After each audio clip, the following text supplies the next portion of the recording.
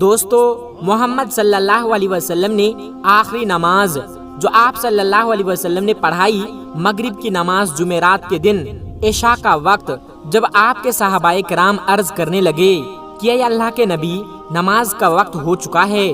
پیارے دوستو، آپ صلی اللہ علیہ وسلم کے اوپر کمزوری آئی تھی۔ آپ صلی اللہ علیہ وسلم نے غسل کیا، آپ نے اٹھنے کی کوشش کی لیکن بے ہوش ہو کے گر گئے۔ پھر ہوش آیا، آپ نے پوچھا کیا تم لوگوں نے نماز پڑھ لی؟ لوگوں نے کہا کہ اے اللہ کے رسول، ہم تو آپ کا انتظار کر رہے ہیں، ابھی امامت اور اقامت نہیں ہوئی، ابھی نماز کھڑی نہیں ہوئی۔ آپ صلی اللہ علیہ وسلم نے پھر غسل کیا، پھر آپ کھڑے ہونے کی کوشش کرنے لگے، پھر آپ بے ہوش ہو گئے۔ 3 مرتبہ ایسا ہوا۔ آپ سمجھ گئے کہ اب مسجد میں جانے کی حالت میں نہیں ہیں، اب نماز کے لیے کھڑے ہونے کی طاقت میری نہیں ہے۔ آپ صلی اللہ علیہ وسلم نے فرمایا کہ اے لوگو، ابو بکر سے کہو کہ وہ لوگوں کو میری جگہ نماز پڑھائے۔ حضرت عائشہ فرماتی ہے کہ میرے دل میں یہ خیال آیا کہ میرے باپ حضرت ابو بکر صدیق اگر رسول کی جگہ کھڑے ہوں گے اور رسول اللہ صلی اللہ علیہ وسلم کے جو آثار نظر آ رہے ہیں، ایسا لگ رہا ہے کہ آپ دنیا میں زیادہ وقت نہیں گزاریں گے۔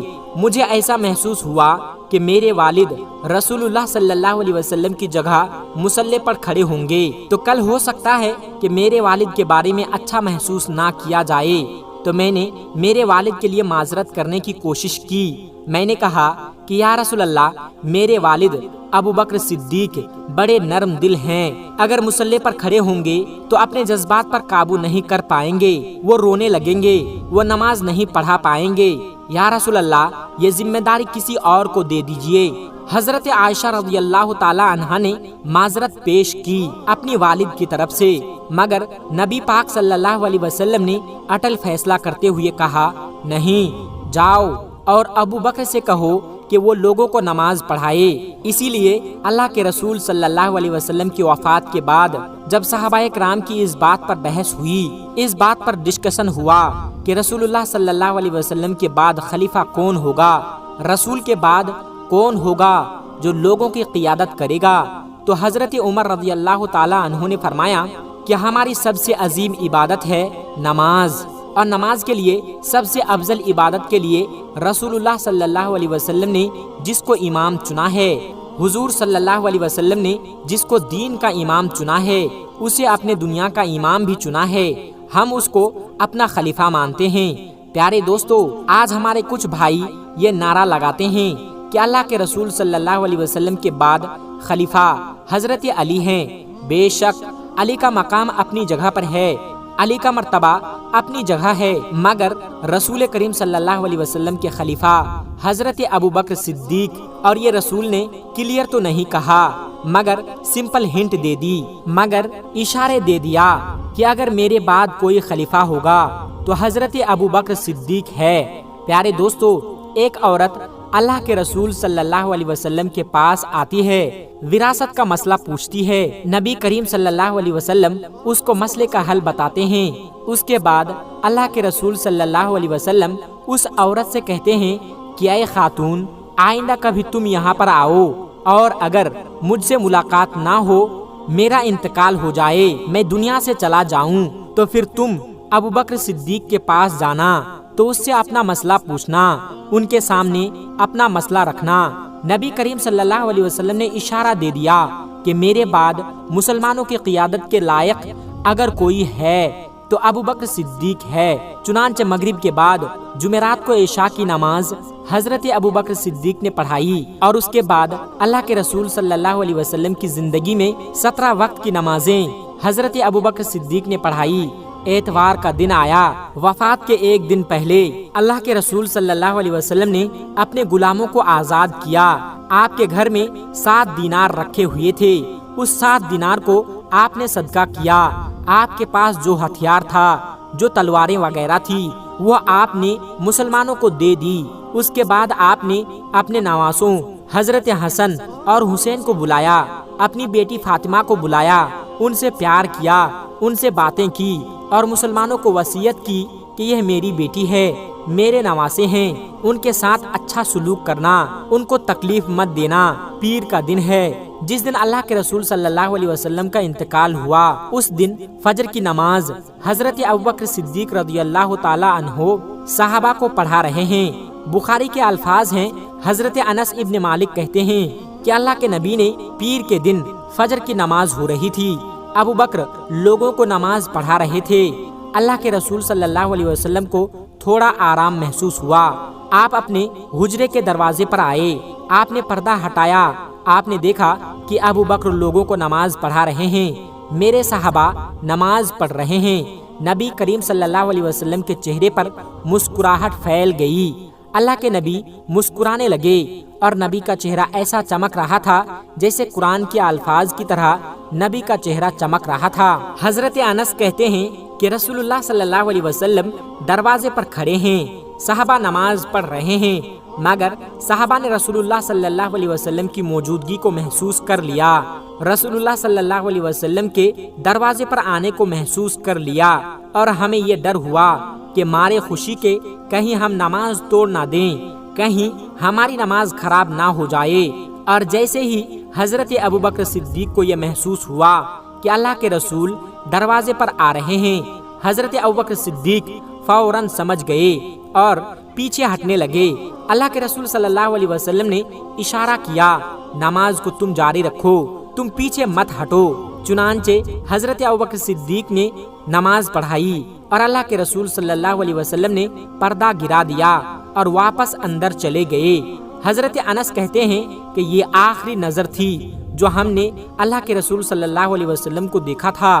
اللہ کے رسول کا وہ آخری دیدار تھا۔ پیر کے دن چاشت کا وقت تھا۔ اللہ کے رسول صلی اللہ علیہ وسلم کی طبیعت اور زیادہ خراب ہو رہی تھی اور زیادہ بیماری اور کمزوری بڑھ رہی ہے۔ آپ صلی اللہ علیہ وسلم حضرت عائشہ صدیقہ رضی اللہ تعالی عنہا کی گود میں سر رکھ کر لیٹے ہوئے تھے۔ اتنے میں حضرت عبد الرحمن ابن ابو بکر آتے ہیں، وہ مسواک کر رہے تھے۔ اللہ کے رسول نے مسواک کرتے ہوئے دیکھا، آپ کو اتنی کمزوری تھی بول نہیں پا رہے تھے۔ آپ نے اشارہ کیا حضرت عائشہ کو، تو حضرت عائشہ سمجھ گئی کہ اللہ کے رسول مسواک کرنا چاہتے ہیں۔ حضرت عائشہ فرماتی ہے کہ میں نے عبد الرحمن سے مسواک لی، جو مسواک بہت زیادہ سخت تھی۔ میں نے اپنی دانتوں سے مسواک کو نرم کیا اور اللہ کے رسول صلی اللہ علیہ وسلم نے اس مسواک کو لے کر مسواک کیا۔ حضرت عائشہ فرماتی ہے کہ اتنا اچھا مسواک کیا جیسے آپ صحت مند رہتے ہوئے مسواک کرتے تھے، اتنی ہی بہترین طریقے سے آپ صلی اللہ علیہ وسلم نے مسواک کیا۔ حضرت عائشہ اپنی فضیلت بیان کرتے ہوئے یہ کہتی ہے کہ اللہ کے رسول کا انتقال پیر کے دن ہوا اور میری باری والے دن ہوا جس دن میری باری تھی۔ اللہ کے رسول ہفتے میں پیر کے دن میرے گھر میں آتے تھے۔ رسول اللہ کا جب انتقال ہوا وہ پیر کا دن تھا، اور جب رسول اللہ کا انتقال ہوا تو رسول اللہ کا سر میرے پیٹ اور حلق کے بیچ میں تھا۔ رسول کریم صلی اللہ علیہ وسلم میرے گود میں میرے سینے پر سر رکھ کر لیٹے ہوئے تھے۔ آخری وقت میں نے مسواک کو اپنی دانتوں سے نرم کیا تھا۔ اس مسواک میں میرا لعاب اور رسول اللہ صلی اللہ علیہ وسلم کا لعاب مل گیا تھا۔ یہ اللہ کے رسول اور حضرت عائشہ صدیقہ رضی اللہ تعالی عنہا کی محبت تھی۔ وفات کے کچھ وقت پہلے آپ صلی اللہ علیہ وسلم کی بیٹی حضرت فاطمہ الزہرا رضی اللہ تعالی عنہا آپ سے ملنے کے لیے آئی۔ والد کی تکلیف دیکھا اور کہا کہ ہائے میرے ابا جان۔ نبی کریم صلی اللہ علیہ وسلم نے فرمایا کہ ذرا میرے قریب آؤ، اور ان کے کان میں چپکے سے کوئی بات کہی تو حضرت فاطمہ رضی اللہ تعالی عنہا رونے لگی۔ پھر اللہ کے رسول صلی اللہ علیہ وسلم نے پھر ان سے کہا کہ میرے تھوڑا اور قریب آؤ۔ پھر آپ نے کون سی ایسی بات کہی کہ حضرت فاطمہ خوش ہو گئی۔